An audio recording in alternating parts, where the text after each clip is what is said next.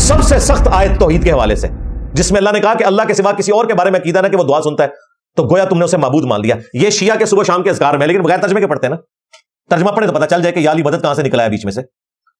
اس plant ارتھ پہ سب سے بڑا اگر کوئی مشکل کشا ہے نا مخلوقات میں تو وہ سورج ہے۔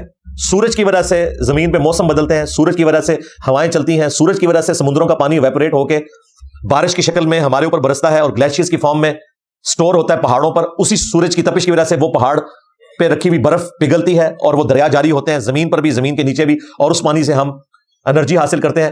اور سورج کی وجہ سے ہی یہ جو پانی حاصل ہوتا ہے یہ پودوں کو لگتا ہے اور پودے اپنی خوراک تیار کرتے ہیں، ان پودوں کو جانور کھاتے ہیں اور ہم ان جانوروں کو کھاتے ہیں اور ان پودوں کو کھاتے ہیں۔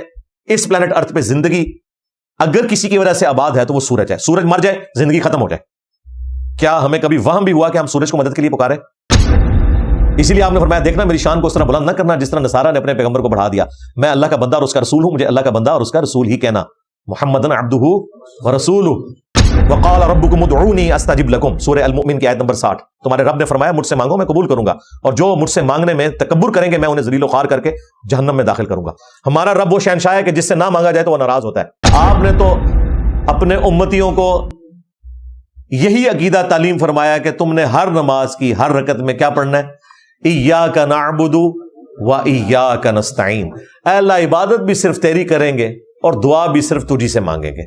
یہاں نستعین میں وہ مدد مانگنا ہے جو دعا کے طور پر ہو۔ ایک مدد وہ ہے جو ہم ایک دوسرے کی کرتے ہیں، وہ تو قرآن میں حکم ہے وَتَعَاوَنُوا عَلَى الْبِرِّ وَالتَّقْوَى وَلَا تَعَاوَنُوا عَلَى الْإِثْمِ وَالْعُدْوَانِ، نیکی اور پرہیزگاری کے کاموں میں ایک دوسرے کی مدد کرو اور برائی میں ایک دوسرے کی مدد نہ کرو۔ یہ تو جائز ہے، بلکہ حکم ہے کہ ایک دوسرے کی مدد کریں۔ لیکن ایک بندہ میرے سامنے موجود نہیں ہے، بغداد میں ہے، قبر کے اندر ہے، اور میں کہتا ہوں جی غوث پاک 2 بوتلیں نیسلے دیا بھیج دو۔ غوث پاک نہیں بھیج سکتے بھائی 2 بوتلیں نیسلے کی۔ ہاں وہاں آپ فون کر کے کسی سے کوئی منگوانا چاہیں وہ ایک علیحدہ بات ہے، قبر والے کے ساتھ آپ کی کمیونیکیشن نہیں ہو سکتی، یہ غائب میں پکارنا ہو جائے گا، اور یہ اسلام میں شرک ہے۔ کہتے ہیں کہاں لکھا ہوا ہے؟ قرآن میں لکھا ہے سورۃ النمل میں، امن یجیب المضطر اذا دعاہ ویکشف السوء ویجعلکم خلفاء الارض االہ مع اللہ، بھلا بتاؤ تو کون ہے جو مصیبت اور پریشانی میں گھرے ہوئے شخص کی فریاد کو سنتا ہے اور اس سے اس کی تکلیف کو دور کر دیتا ہے اور تمہیں زمین پر اگلوں کا خلیفہ کرتا ہے؟ کیا اللہ کے ساتھ کوئی اور معبود بھی ہے جس کی یہ کوالٹیز ہوں؟ قلیلا ما تذکرون، بہت کم ہی تم نصیحت حاصل کرتے ہو۔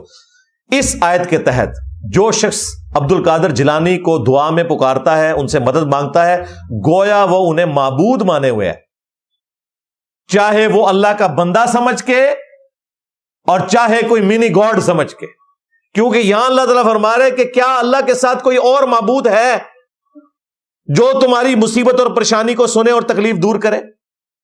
ظاہری اسباب کی نہیں بات ہو رہی، دعا کے اعتبار سے۔ یہ آپ کو کہ جی ہم روٹی امی سے مانگتے ہیں، اور مری بھی امی سے کون روٹی مانگتا ہے؟ امی سے ضرور مانگے ظاہری اسباب میں، لیکن فوت شدگان سے، اور نہیں جی وہ آخرت کی زندگی میں زندہ ہے۔ آخرت کی زندگی میں اگر زندہ ہے تو شہید کی بیوہ جو ہے وہ شہید کے مرنے کے بعد دوسرا نکاح کیوں کر لیتی ہے؟ اسے کہنا چاہیے نا میرا خامن تو زندہ ہے، میں نکاح نہیں کروں گی۔ کہتے نہیں او زندگی ہو رہا ہے، ہاں آئے ہو نا داڑھ ڈلے، پتہ سب کچھ ہے ان کو، تھوڑا سا نا ذرا ٹھوکر مارنی پڑتی ہے تو یہ مردے زندہ ہو جاتے ہیں اللہ کے فضل سے علمی طور پہ۔ تو ظاہری اسباب اللہ تعالیٰ نے جو رکھے ہوئے ہیں وہ اللہ نے پانی کو پیاس بجھانے کا ذریعہ بنایا ہے، کھانے کو بھوک مٹانے کا ذریعہ بنایا ہے، لیکن ہم پانی یا کھانے والی چیزوں کو مدد کے لیے نہیں پکارتے۔ ورنہ میں نے اکثر بتایا کہ اس پلانٹ ارتھ پہ سب سے بڑا اگر کوئی مشکل کشا ہے نا مخلوقات میں تو وہ سورج ہے۔ سورج کی وجہ سے زمین پہ موسم بدلتے ہیں، سورج کی وجہ سے ہوائیں چلتی ہیں، سورج کی وجہ سے سمندروں کا پانی ایویپوریٹ ہو کے بارش کی شکل میں ہمارے اوپر برستا ہے اور گلیشیئرز کی فارم میں سٹور ہوتا ہے پہاڑوں پر۔ اسی سورج کی تپش کی وجہ سے وہ پہاڑ پہ رکھی ہوئی برف پگھلتی ہے اور وہ دریا جاری ہوتے ہیں، زمین پر بھی، زمین کے نیچے بھی، اور اس پانی سے ہم انرجی حاصل کرتے ہیں۔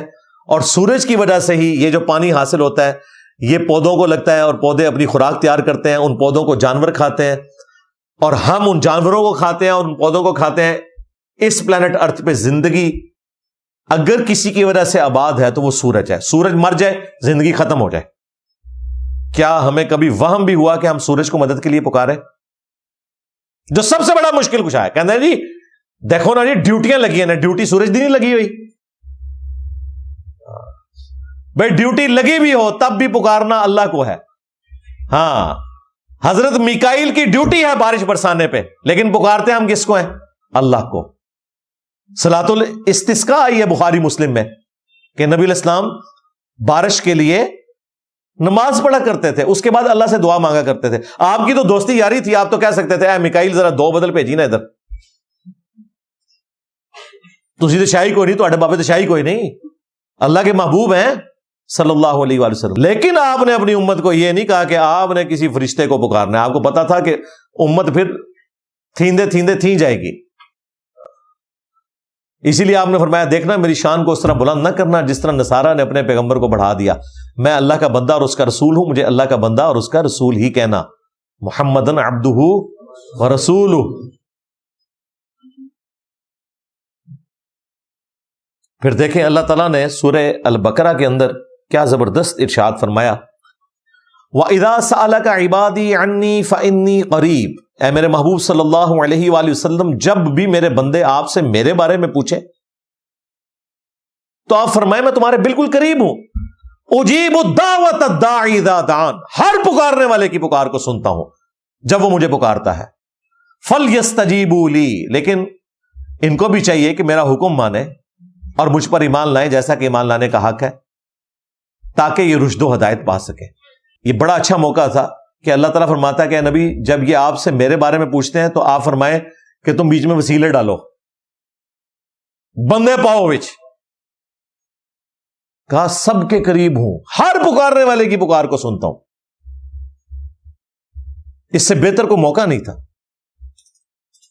ادعونی استجب لکم وقال ربکم. اور تمہارے رب نے یہ کہا ادعونی استجب لکم, مجھ سے مانگو میں دعا کو قبول کروں گا. ان الذین یستکبرون عن عبادتی. بے شک جو لوگ اس عبادت میں تکبر کریں گے. دعا کو عبادت کہا, پوائنٹ ٹو بی نوٹڈ. دعا ہی عبادت ہے. کہتے ہیں جی ہم اللہ کے سوا کسی کی عبادت نہیں کرتے. بھائی جب تم شیخ عبد القادر جیلانی کو المدد کہہ کے پکارتے ہو تو تم عبد القادر جیلانی کی عبادت کر رہے ہو. کیوں؟ الدعاء هو العبادہ. جامعہ ترمذی سنن نبی داؤد میں حدیث ہے دعا ہی تو عبادت ہے. اس کے بعد حضور نے بھی یہی آیت پڑھی وقال ربکم ادعونی استجب لکم, سورہ المؤمن کی آیت نمبر 60.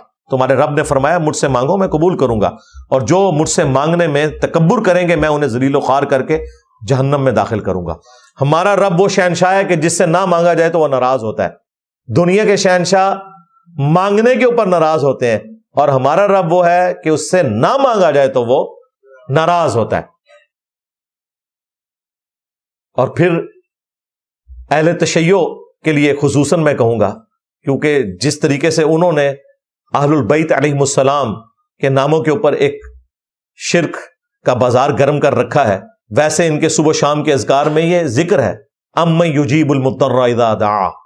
اندازہ کریں سب سے سخت آیت توحید کے حوالے سے, جس میں اللہ نے کہا کہ اللہ کے سوا کسی اور کے بارے میں عقیدہ نہ کہ وہ دعا سنتا ہے, تو گویا تم نے اسے معبود مان لیا. یہ شیعہ کے صبح و شام کے اذکار میں, لیکن بغیر ترجمے کے پڑھتے ہیں نا.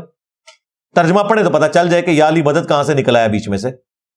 اور پھر مولا علی علیہ السلام کا جو مکتوب نمبر 31 ہے نہج البلاغہ میں, حسن ابن علی کے نام جب جنگ صفین سے واپس آ رہے تھے تو حضرت علی نے ایک خط حسن ابن علی کے نام وصیت کے طور پر لکھا. ویسے تو وہ حضرت علی کے ساتھ ہی تھے, لیکن ان کو وصیت کر رہے تھے کہ زندگی موت کا پتہ نہیں ہے. اس کے سٹارٹ میں انہوں نے کہا کہ یہ اس باپ کی وصیت ہے جس نے عنقریب فنا ہو جانا ہے اور باقی رہنے والی اللہ کی ذات ہے. بڑے رکت انگیز الفاظ ہیں, کافی لمبا خطبہ ہے. اس میں وہ کہتے ہیں اے میرے بیٹے حسن, یہ اس باپ کی وصیت ہے جس نے زندگی کے نشیب و فراز دیکھ لی ہیں, اتار اور چڑھاؤ. اب میں تجھے کچھ نصیحتیں کروں گا.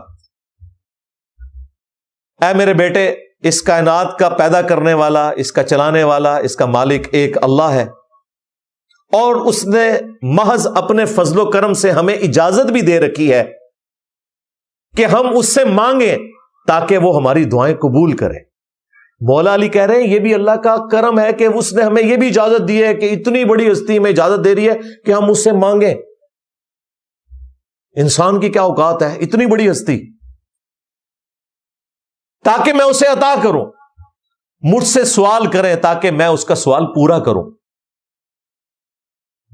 اور پھر وہ کہتے ہیں اے میرے بیٹے حسن, اللہ کی بارگاہ وہ درگاہ ہے جس نے اپنا کوئی دربان بھی مقرر نہیں کیا. تم ڈائریکٹ اس سے مانگو, اور نہ اس نے اس چیز کو مشروع ٹھہرایا ہے لازماً کہ کسی اور ذریعے سے اس کی طرف متوجہ ہو. تم اپنے رب سے ڈائریکٹ مانگو, تمہاری دعاؤں کا قبول کرنے والا ہے. اب مجھے بتائیں, یا علی مدد اگر مولا علی نے خود سکھانا ہوتا تو سب سے پہلے مولا حسن اور حسین کو سکھاتے. ان کو تو وہ کہہ رہے ہیں کہ بیٹا اللہ نے کوئی دربار کا دربان بھی نہیں رکھا ہوا, تو نے اللہ ہی سے مانگنا ہے. یہ ان کے الفاظ قرآن کی اس آیت کا آپ سمجھ لیں ایگزیکٹلی اس کی ٹرانسلیشن یا ایکسپلینیشن ہے. وَإِذَا سَأَلَكَ عِبَادِي عَنِّي فَإِنِّي قَرِيبٌ أُجِيبُ الدَّعْوَةَ الدَّاعِي إِذَا دَعَانِ. اے میرے محبوب صلی اللہ علیہ وآلہ وسلم, جب میرے بندے تم سے میرے متعلق سوال کریں تو تم فرماؤ میں تمہارے بالکل قریب ہوں, ہر پکارنے والے کی پکار کو سنتا ہوں. اس کو ہمارے استاد ڈاکٹر اسرار صاحب رحمہ اللہ کہتے تھے یہ انسانیت کا میگنا کارٹا ہے, جو 16th اور 17th صدی عیسوی میں گریٹ برٹن نے ایک قانون بنایا تھا, میگنا کارٹا, کہ ہر شہری کا یہ رائٹ ہے کہ وہ اپنے حکمران سے اپنی مشکلات کے حوالے سے رجوع کر سکتا ہے. اللہ تعالیٰ نے ظاہر ہے کہ حکمرانوں کو اس لیے رعایا کے اوپر حاکم بنایا کہ وہ ان کو اکاؤنٹیبل ہو. تو اس قانون کا نام رکھا تھا انہوں نے میگنا کارٹا. تو ڈاکٹر سرار صاحب کہتے تھے کہ میگنا کارٹا گریٹ برٹن نے بنایا تھا نا, تو اللہ نے اپنا میگنا کارٹا جو ہے وہ سورہ البقرہ کی آیت نمبر 186 رکھی ہے. وَإِذَا سَأَلَكَ عِبَادِي عَنِّي فَإِنِّي قَرِيبٌ أُجِيبُ الدَّعْوَةَ الدَّاعِي إِذَا دَعَانِ. اے میرے محبوب, جب بھی میرے بندے تم سے میرے متعلق پوچھیں تو تم انہیں فرماؤ کہ میں تمہارے بالکل قریب ہوں, ہر پکارنے والے کی پکار کو سنتا ہوں جب وہ مجھے پکارتا ہے. تو یہ اللہ تعالیٰ کی کرم نوازی ہے. اسی لیے اللہ کے محبوب صلی اللہ علیہ وآلہ وسلم نے جتنی بھی دعائیں تعلیم فرمائی ہیں وہ ڈائریکٹ اللہ ہی سے مانگنے والی ہیں. پورے قرآن میں انبیاء کی دعائیں رپورٹ ہوئی ہیں, ڈائریکٹ اللہ سے مانگا ہوا ہے ربنا کے ساتھ. ایون نبی علیہ السلام نے جو مصیبت اور پریشانی سے بچنے کے وظائف بتائے ہوئے ہیں وہ ڈائریکٹ اللہ سے مانگا ہوا ہے.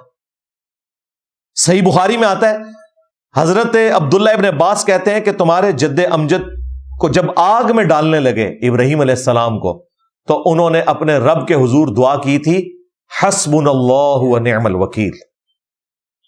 اور تمہارے محبوب صلی اللہ علیہ وآلہ وسلم پہ بھی جب مصیبت آتی تو وہ بھی کہتے تھے حسبنا اللہ ونعم الوکیل.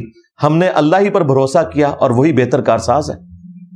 اور یہ صرف پیغمبروں تک نہیں ہے. سورہ آل عمران میں اللہ تعالیٰ نے فرمایا کہ جب اہل ایمان کو یہ خبر پہنچتی ہے نا کہ کافر ان کے خلاف سازش کر رہے ہیں تو وہ کہتے ہیں حسبنا اللہ ونعم الوکیل.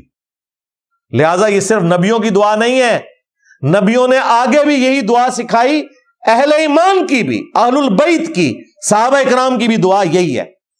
کوئی بزرگ بابے نہیں بیچ میں ڈالے ہوئے.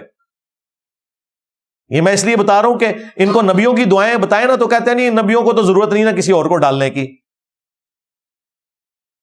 اس طرف چل پڑتے ہیں.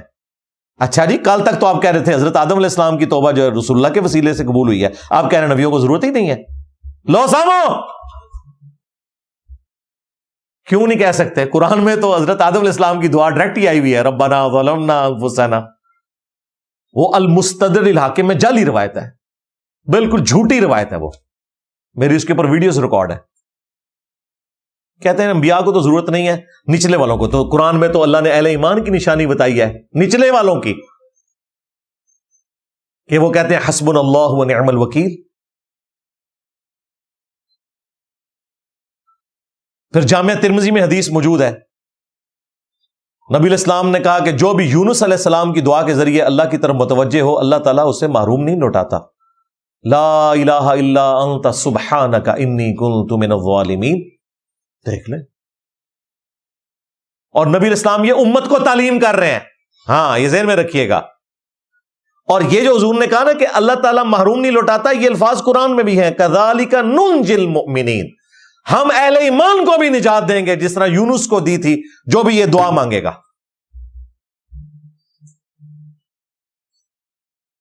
پھر آپ دیکھیں جامعہ ترمذی میں اور المستدرک للحاکم میں موجود ہے کہ نبی علیہ السلام پہ جب بھی مصیبت اور پریشانی آتی، آپ اللہ کے حضور دعا کرتے، یا حی یا قیوم برحمتک استغیث، اے خود سے زندہ ہر چیز کو تھامنے والے، میں تیری رحمت کے ساتھ تیری مدد کا سوال کرتا ہوں۔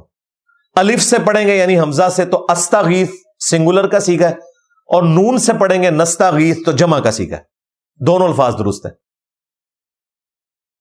بلکہ المستدرک للحاکم میں تو سیدہ فاطمہ سلام اللہ علیہا کو نبی علیہ السلام نے یہ دعا سکھائی ہے، اے میری بیٹی فاطمہ مجھ سے یہ تحفہ کیوں نہیں لے لیتی کہ صبح و شام ایک دفعہ پڑھ لیا کر، یا حی یا قیوم برحمتک استغیث اصلح لی شأنی کلہ ولا تکلنی الی نفسی طرفۃ عین، اے خود سے زندہ ہر چیز کو تھامنے والے، میں تیری رحمت کے ساتھ تیری مدد کا سوال کرتا ہوں، میرے تمام کاموں کو تو سنوار دے اور مجھے پلک جھپکنے کے برابر بھی میرے نفس کے سپرد نہ کرنا، یعنی تو نہیں مجھے سنبھالنا ہے۔